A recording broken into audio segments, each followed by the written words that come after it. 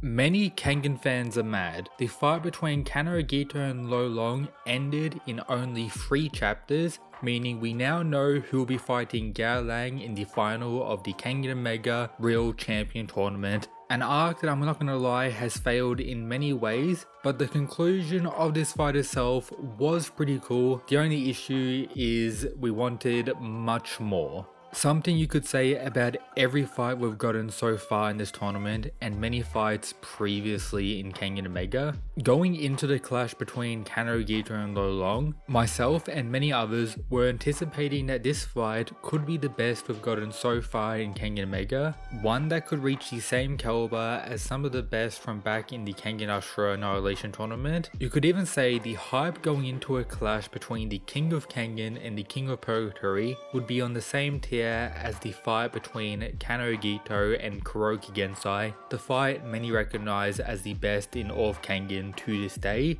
but it wasn't really close to that caliber. The 3 chapters we got, or even 2 as the first one was just setting up with one initial clash, did not provide the greatness many of us were waiting for. The 2 chapters featuring their clashes was good. I enjoyed every moment of them. I just wanted more variety, more of a showcase of both of the characters' abilities, with Kano being one with some of the most variety when it comes to techniques, attacks and fighting styles in the entire series. Using all of that to push Lo Long in different ways to reveal more what he's capable of, but again we didn't really get any of that. But now let's go over the conclusion and of course the winner. The 5th Fang of Metsudo, Kanaragito, has defeated Lo Long, the King of Purgatory, with a new attack, the Twin Dragon Shot, which I'm not gonna lie was absolutely badass. I love the callback to the Dragon Shot misfiring, similar to what we got with Kuroki as Lo Long countered the first one. However, Kano's evolution, him getting stronger, was highlighted once again. He can now use 2 Dragon Shots back to back with both arms, a very powerful attack as it's stated in its initial introduction as pretty much a one-shot if it lands directly on you, even though the likes of Jirota outright tanked it somehow. But Kano winning is pretty cool for some reasons, particularly getting the rematch against Gao Lang Wongswat,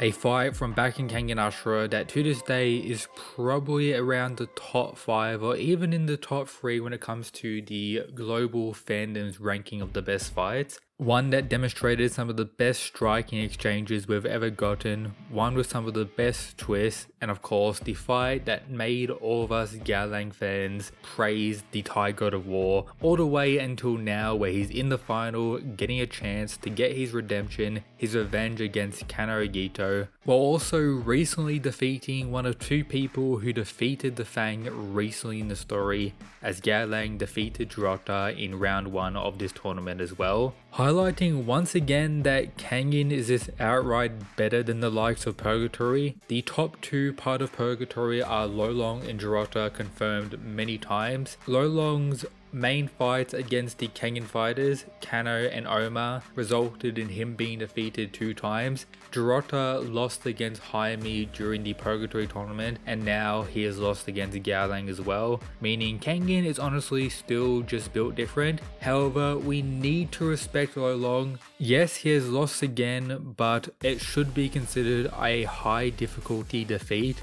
Look at Kano after landing the 2nd Dragon Shot that knocked out Lo Long. The narrator claims by the narrowest of margins, with Kano about to pretty much fall unconscious. And you could even say when looking at all the other exchanges in this fight, Lo Long was at a slight disadvantage. Of course they were portrayed as equals throughout every moment, but you could see subtle moments where Lo Long was landing more damage than Kano, particularly at the start of this chapter. But Kano, while taking damage himself, was able to land a more devastating blow with the Dragon Shot, completely outplaying Lo Long in the final clash here. Now with all this said, the Filipino boy we can say is indeed unlucky and has been done somewhat dirty in the story, at least compared to how much he was hyped up initially.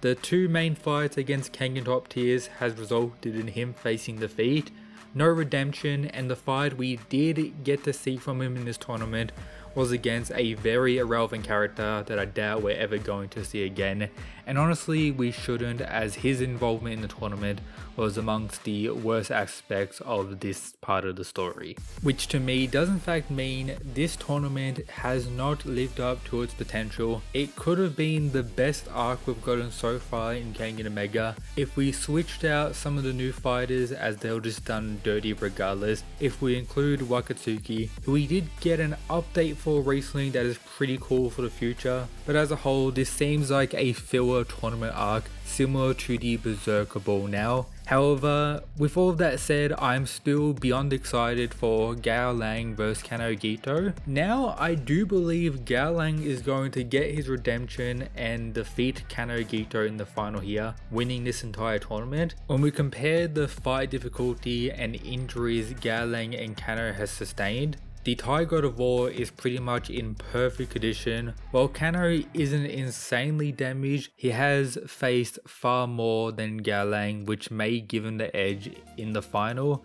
Apart from that, Gao Lang's improvements I would say are a little better considering he is the Foresight Killer, something that's going to be very impactful. And when looking back at the initial fight between Kano and Gao Lang, you could say the only reason Kano was able to claim the victory at the end was due to catching Gao Lang off guard by using Okubo's technique due to his evolution when it comes to Formless. It's very clear that Gao Lang is still the superior striker and probably the best striker in the entire Kengan universe, outside of including Shenmue Long in conversations like that, with him also having counters for any type of grappling, as he literally defeated Dorota, one of the best or the best grappling based fighter in the series at this point, meaning Kano is going to have a tough time regardless of his own evolutions and you know how he just got many times stronger compared to when he lost against Dorota in that high difficulty fight as well. But again, this is Kengan,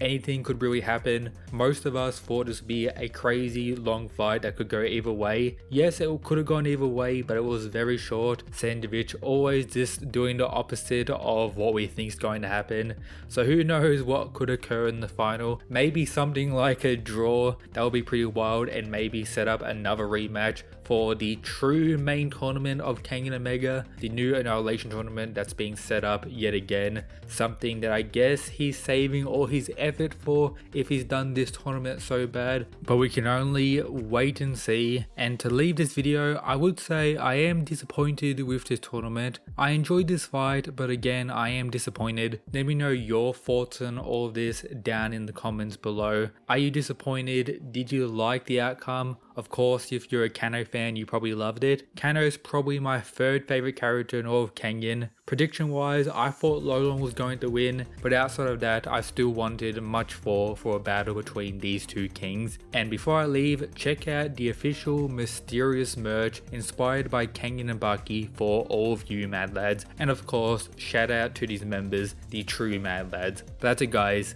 peace.